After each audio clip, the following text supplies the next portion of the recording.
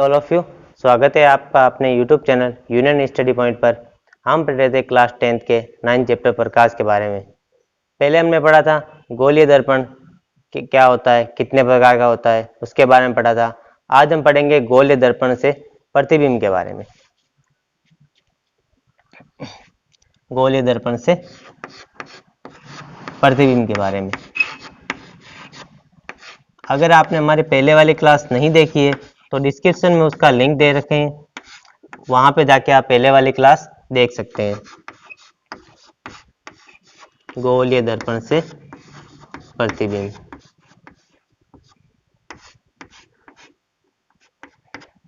गोलीय दर्पण से प्रतिबिंब। पहला पॉइंट है, कोई किरण मुख्य अक्ष के समांतर आती है तो वो वापस गोलीय दर्पण से टकराकर किस प्रकार वापस जाएगी। मुख्य अक्ष के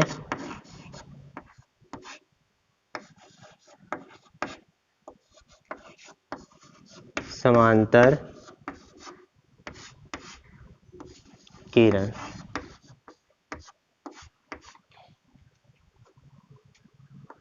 ये कोई भी गोलीय दर्पण मान लेते हैं।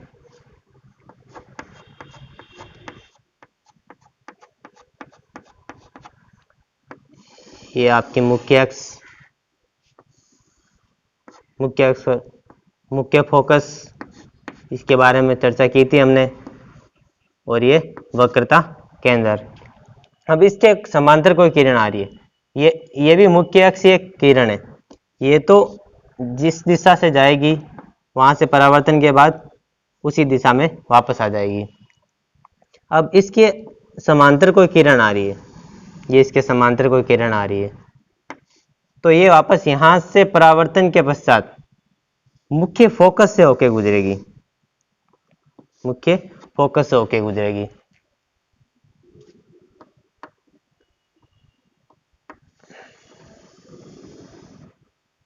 अब देख लेते हैं उत्तल दर्पण। उत्तल दर्पण में किस प्रकार किरण आएगी।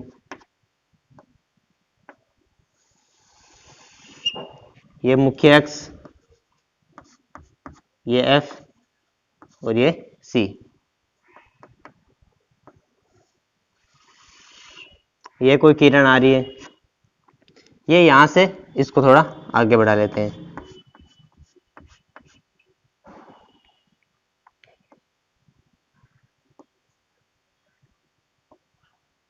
ये यहां से परावर्तन के पश्चात वापस इस साइड चली जाएगी, लेकिन ये यहां से दर्पण के पीछे इसका जो मुख्य फोकस जो मेन होता है वो इस साइड होता है, क्योंकि ये परावर्तक पृष्ठ है वो ऐसे कटा हुआ है तो ये किसी न किसी गोले का भाग है, तो जिसका ये मुख्य फोकस होगा ये होगा। तो ये यहाँ से परावर्तन के पश्चात हमें ऐसी आती हुई प्रतीत होगी, तो ये भी मुख्य फोकस से गुजर रही है।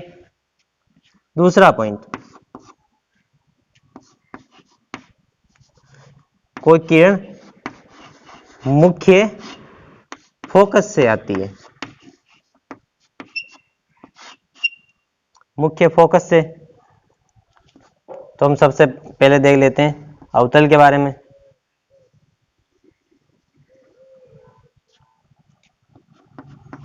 अवतल दर्पण में ये मुख्य अक्ष,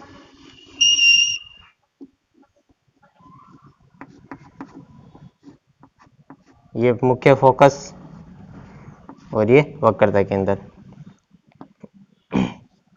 ये कोई किरण इस पे आ रही है, मुख्य फोकस से होकर गुजर रही है, ये यहाँ पे आई और ये यहाँ से परावर्तन के पश्चात वापस मुख्य अक्ष के समांतर चली जाएगी। मुख्य अक्ष के समांतर चली जाएगी। ये होता है ध्रुव। इसके बारे में भी हमने कल चर्चा की थी। अब देख लेते हैं उत्तल दर्पण के बारे में।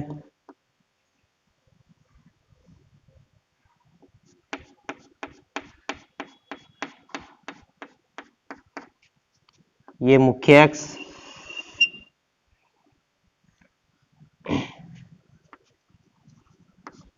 ये F,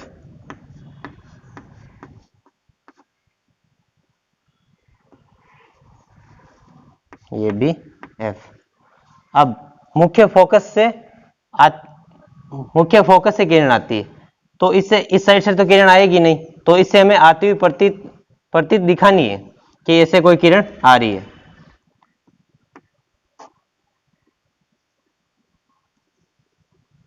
इससे कोई किरण आ रही है, ये ऐसे यहाँ से कोई किरण जा रही है, मतलब ये यहाँ से, क्योंकि यहाँ पे तो ये दर्पण इधर पॉलिश कर रखी है, तो इससे तो उस साइड किरण जाएगी नहीं, तो ये यहाँ से परावर्तन के पश्चात वापस मुख्य अक्ष के समांतर हो जाएगी। ये यहाँ से किरण आई और ये वापस मुख्य अक्ष के समांतर हो गई। आगे तीसरा पॉइंट देखते हैं हम।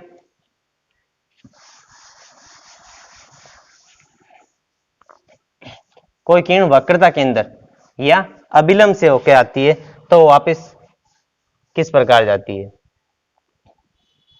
तीसरा पॉइंट है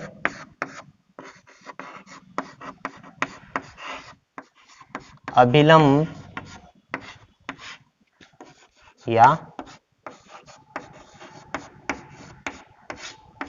वक्रता के अंदर।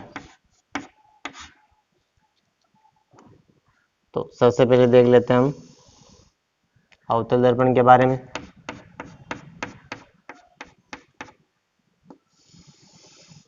ये मुख्य अक्ष,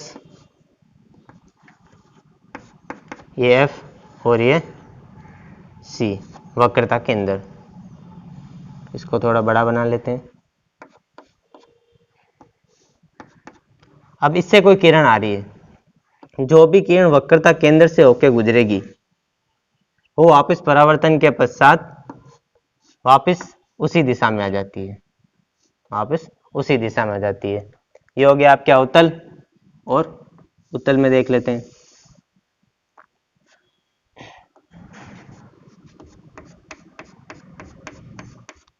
ये उत्तल दर्पण,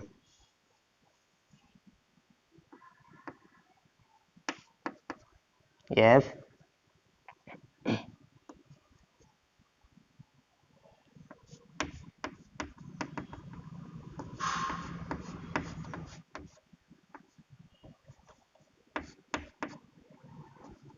और ये आपके सी।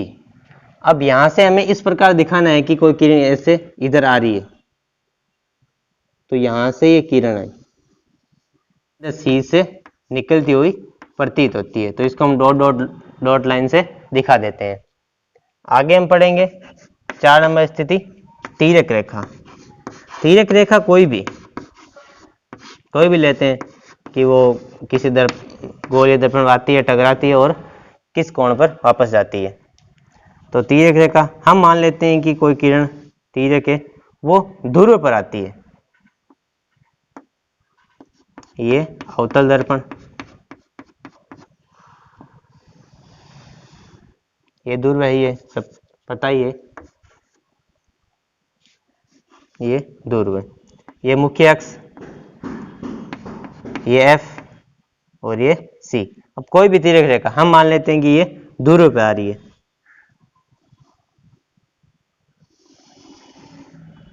ये ऐसे आई और ऐसे चली गई। ध्रुव पे जो किरण यहां से तीरक यहां पर परावर्तित होगी, तो ये जितना डिग्री का यहाँ पे ये कोण बनाती है उतना ही डिग्री का यहाँ पे कोण बनाती है। अब उत्तल दर्पण में देख लेते हैं।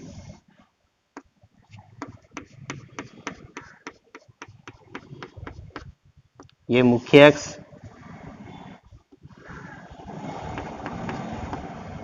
ये सी और ये पी ध्रुव। अब यहाँ से कोई किरण आ रही है, ध्रुव पे यहाँ पे आई और ऐसे वापस चली गई। यहाँ पर भी जितना कोण ये होगा उतना ही कोण ये होगा। आगे हम पढ़ते हैं गोलीय दर्पण में। हमने 2 प्रकार पढ़े थे गोलीय दर्पण के, एक था अवतल और एक था उत्तल। अब अवतल दर्पण में स्थितियां बनती है प्रतिबिंब की, उनके बारे में पढ़ेंगे।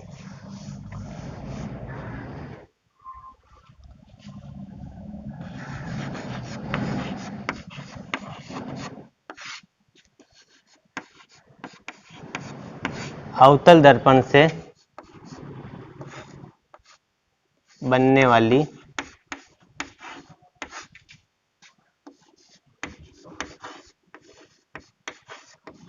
प्रतिबिंब की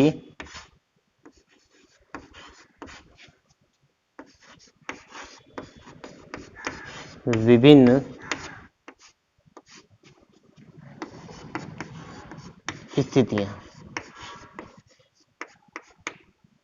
विभिन्न स्थितियां। तो पहली जो स्थिति है वो है कि कोई अवतल दर्पण है और वस्तु अनंत पर रखी हुई होती है। तो पहला पॉइंट हम डाल लेते हैं, जब वस्तु या बिंब, बिंब को ही वस्तु कहते हैं, अनंत पर रखी हुई हो। अनंत मतलब जिसका हमें पता नहीं, कहीं पर हो,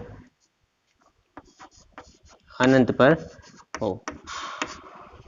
देखो अब एक ही डायग्राम से समझना हमें, अवतल से, उत्तल के बारे में हम अलग से बनाएंगे।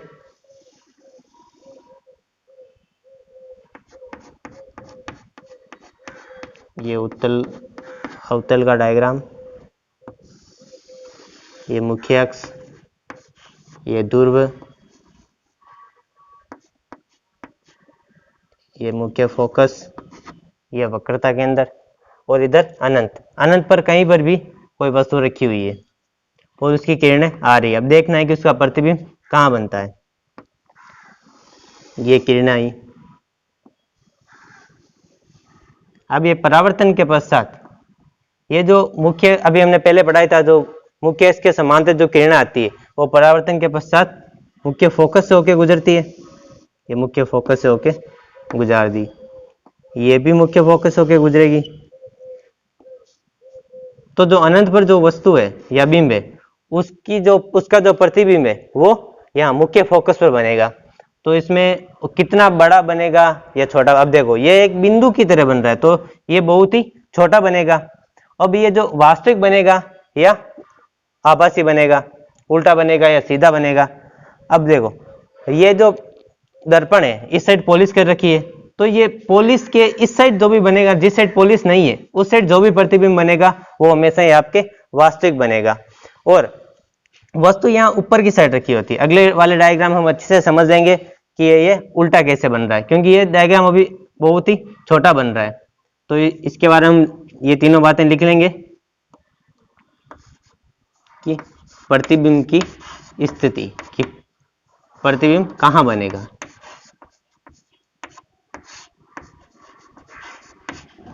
प्रतिबिंब की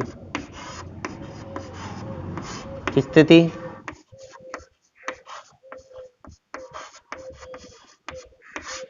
प्रतिबिंब का स्वरूप, स्वरूप मतलब आभासी बनेगा या वास्तविक बनेगा, प्रतिबिंब का आकार, छोटा, बहुत छोटा, बड़ा, ये आकार में आएगा। तो प्रतिबिंब की स्थिति कहाँ बन रहा है, ये एफ पर। तो एफ को क्या कहते हैं, फोकस, मुख्य फोकस। इसे हम लिख देंगे एफ पर। प्रतिबिंब का स्वरूप, अभी मैंने बताया था कि जो पॉलिश के इस साइड जो भी बनेंगे वो आपके वास्तविक होंगे, वास्तविक व उल्टा, उल्टा बनेगा। प्रतिबिंब का आकार, ये देखो यहाँ पे एक बिंदु की तरह बन रहा है तो ये होगा बहुत छोटा, बहुत छोटा। जब वस्तु या बिंब, जब वस्तु या बिंब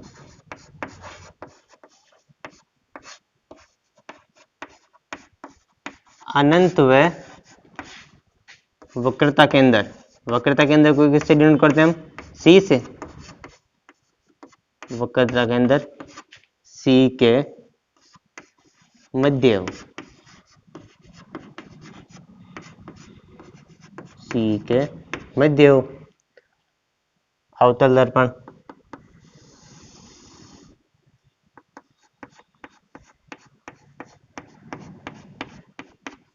ये आपके मुख्य अक्ष, पी ध्रुव, एफ फोकस और ये सी वक्रता केंद्र और ये अनंत। अब अनंत और वक्रता केंद्र के बीच में दिखानी है तो हम यहाँ दिखा सकते हैं कि ये कोई वस्तु है। अब इसकी जो पहली जो किरण है वो मुख्य अक्ष के समांतर जाएगी, ये मुख्य अक्ष के समांतर। मुख्य अक्ष के समांतर जो भी किरण जाती है वो मुख्य फोकस होके गुजरती है, ये मुख्य फोकस होके गुजर गई। अब एक और किरण लेनी है, जो हमने पहले 4 स्थितियां पढ़ी थी उनमें एक तो मुख्य अक्ष के समांतर थी, वो ये ले ली हमने। अब दूसरी लेते हैं कि जो कोई भी किरण मुख्य फोकस से होकर गुजरती है वो वापस मुख्य अक्ष के समांतर हो जाती है। तो दूसरी किरण हम यहाँ से गुजारते हैं मुख्य फोकस से, तो ये आपस मुख्य अक्ष के समांतर हो जाएगी, ये इसके समांतर हो गई। अब देखो ये वाली लाइन यहाँ से परावर्तित होकर और ये जो दूसरी लाइन यहाँ से परावर्तित, ये दोनों वापस परावर्तित होने के पश्चात जिस बिंदु पर मिलती है वहीं पर इसका प्रतिबिंब बनता है, वहीं पर इसका प्रतिबिंब बनता है। अब देखो इसकी जो प्रतिबिंब की स्थिति, अब प्रतिबिंब की स्थिति देखो, ये देखो ये यहाँ पे हमें इतना बड़ा है और यहाँ पर इतना छोटा बन रहा है, तो ये प्रतिबिंब की स्थिति छोटा बन रहा है और ये बनेगा कहाँ पर, सी और एफ के मध्य, वक्रता केंद्र और मुख्य फोकस के बीच में बनेगा, सी व एफ के मध्य। और इसका स्वरूप मैंने आपको पहले बताया था कि ये दर्पण के इस साइड बन रहा है तो ये वास्तविक बनेगा। अब देखो उल्टा, हमने वस्तु ऊपर रखी थी ऐसे और मुख्य अक्ष के जस्ट नीचे बन रही है, तो इसका मतलब है कि ये उल्टा बन रहा है। अगर कहीं पर भी आगे जाएं तो ये इस लाइन से मुख्य अक्ष के ऊपर बनेगा वो हमेशा सीधा होगा और इस मुख्य अक्ष के नीचे बनेगा वो उल्टा होगा। तो स्वरूप होगा वास्तविक व उल्टा। अब प्रतिबिंब का आकार, पहले तो हमें जो फर्स्ट पॉइंट किया था उस पर तो हमें बिंदु की तरह दिखाई दे रहा था, तो हमने लिखा था बहुत छोटा। अब ये इससे छोटा है, जो बिंब से प्रतिबिंब छोटा है, तो हम सीधा लिख देंगे कि प्रतिबिंब का आकार होगा छोटा। आगे तीसरा पॉइंट देखते हैं हम कि जब वस्तु, अब देखो पहले अनंत पर ली थी हमने, फिर इससे थोड़ा इधर आए, वक्रता केंद्र और अनंत के बीच में रखी, अब रखेंगे हम वक्रता केंद्र के बीच में, वक्रता केंद्र के ऊपर वस्तु रखेंगे और देखेंगे कि उसका प्रतिबिंब कहाँ बनता है। जब वस्तु वक्रता केंद्र पर हो, वक्रता केंद्र पर हो,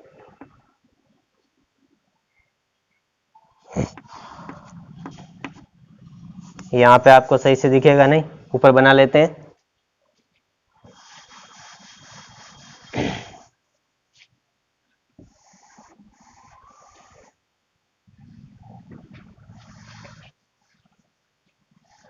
जब वस्तु या बिंब वक्रता केंद्र पर हो,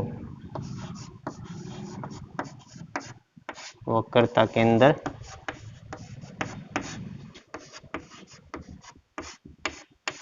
सी पर हो,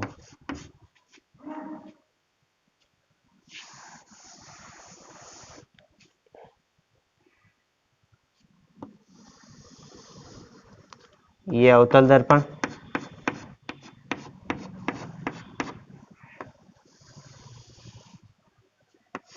ये मुख्य अक्ष, ये ध्रुव, ये फोकस और ये वक्रता केंद्र। अब हमें वस्तु वक्रता केंद्र पर रखनी है, ये रख दी यहाँ पर। अब इससे एक किरण परावर्तित की यहाँ पर, तो ये परावर्तन के पास मुख्य फोकस से गुजर गई। अब दूसरी किरण वापस यहीं से मुख्य फोकस से गुजारी, मुख्य फोकस से,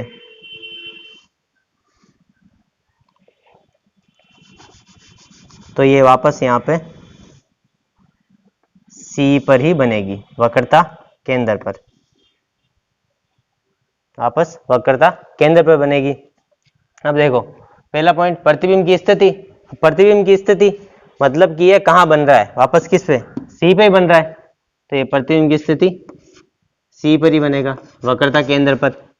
प्रतिबिंब का स्वरूप, स्वरूप मतलब कि वास्तविक, अब इधर बन रहा है तो वास्तविक है, और इससे मुख्य अक्ष से नीचे बन रहा है तो उल्टा, तो प्रतिबिंब का स्वरूप हो जाएगा वास्तविक व उल्टा। और प्रतिबिंब का आकार, प्रतिबिंब का आकार जितना ये, जितनी ये बिंब या वस्तु होगी उतना ही उसकी उसका आकार होगा, मतलब इसके बराबर बनेगा, बराबर बनेगा। आगे हम देखते हैं अगला पॉइंट।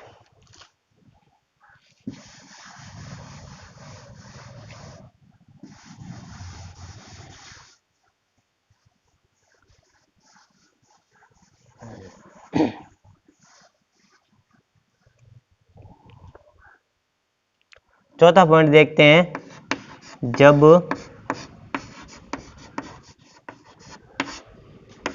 वस्तु या बिंब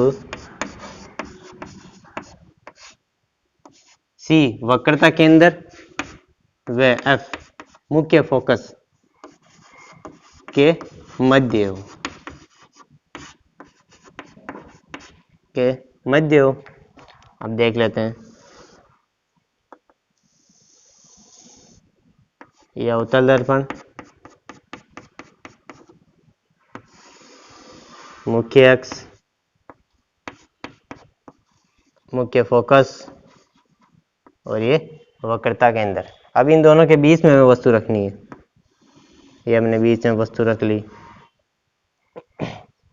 अब इससे एक किरण ऐसे गई, ये इसके मुख्य अक्ष के समांतर गई, तो वापस परावर्तन के पश्चात मुख्य फोकस से गुजरेगी, ये इधर गुजर गई। अब दूसरी किरण मुख्य फोकस से गुजारनी है, तो ये मुख्य फोकस से गुजार दी। अब ये परावर्तन के पश्चात मुख्य अक्ष के समांतर हो जाएगी और ये आपस यहाँ मिल रही है। अब देखते हैं प्रतिबिंब की स्थिति। स्थिति मतलब ये कहाँ बन रहा है। अब देखो कहाँ बन रहा है, ये सी है वक्रता के अंदर, इसके इस साइड बन रहा है, तो हम लिखेंगे सी से परे, मतलब सी से आगे बन रहा है। दूसरा स्वरूप, स्वरूप में हमें बताना है कि वास्तविक है, आभासी है, उल्टा है, सीधा है। तो ये देखो वास्तविक है, दर्पण के इस साइड बन रहा है, ये हो गया वास्तविक, और मुख्य अक्ष के नीचे बन रहा है, तो ये हो गया उल्टा, वास्तविक व उल्टा। आगे का पॉइंट क्या था, आगे का पॉइंट था कि आकार। आकार देखो ये वस्तु इतनी है और ये इतना है, मतलब बड़ा बन रहा है।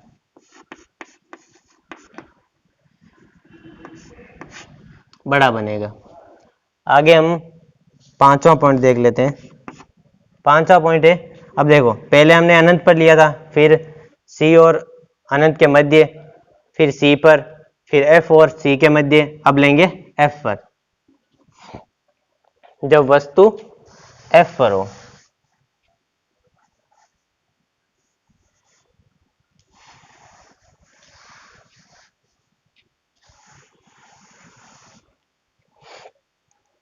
जब वस्तु या बिंब एफ पर हो, मुख्य फोकस पर हो,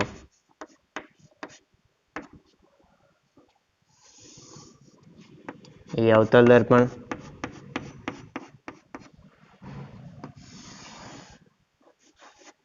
मुख्य अक्ष, ये मुख्य फोकस, ये वक्रता केंद्र। अब एफ पर हो, ये एफ पे वस्तु रख दी। अब जो इसके समांतर जो किरण जाएगी मुख्य अक्ष के समांतर, वो परावर्तन के पश्चात मुख्य फोकस होकर गुजरेगी। दूसरी किरण यहाँ से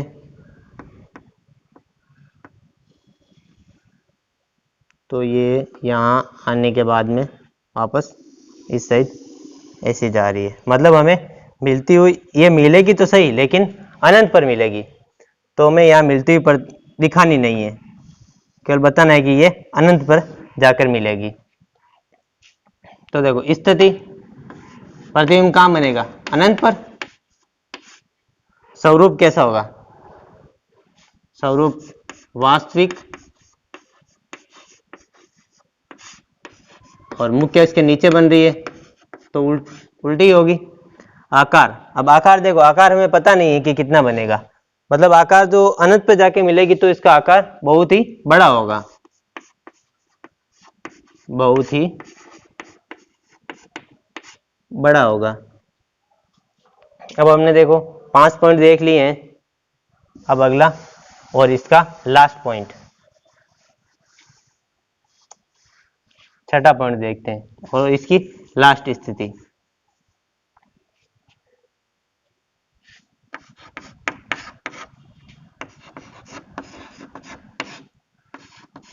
जब वस्तु मुख्य फोकस व ध्रुव P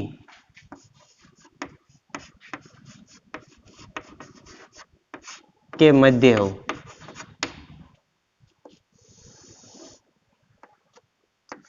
ये अवतल दर्पण, मुख्य अक्ष, ये P ध्रुव, ये F मुख्य फोकस और ये C वक्रता केंद्र। अब देखो मुख्य फोकस F और P इन दोनों के मध्य में वस्तु रखनी है, ये मध्य में वस्तु रख दी। अब मध्य में वस्तु रख दी, अब इसके यहाँ से जो किरण भेजनी है मुख्य अक्ष के समांतर, तो यहाँ से भेज दी। अब जो मुख्य अक्ष के समांतर जो किरण जाती है वो किससे होके गुजरती है? मुख्य फोकस से, तो इसको मुख्य फोकस से होके गुजार दिया, ये आ गई ऐसे वापस। और एक और किरण हमें यहाँ पे, दूसरी किरण यहाँ लेते हैं हम,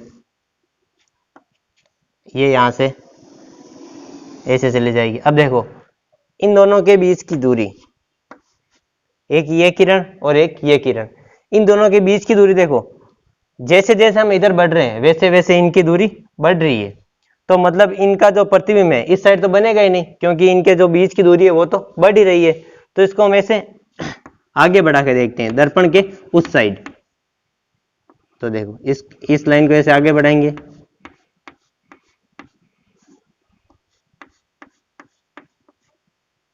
और इस लाइन को बढ़ाएंगे,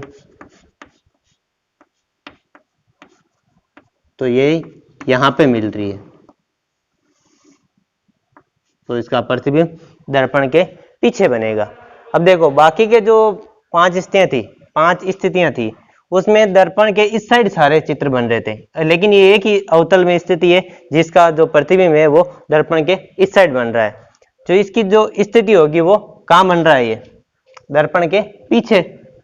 तो स्थिति में हम लिख देंगे दर्पण के पीछे।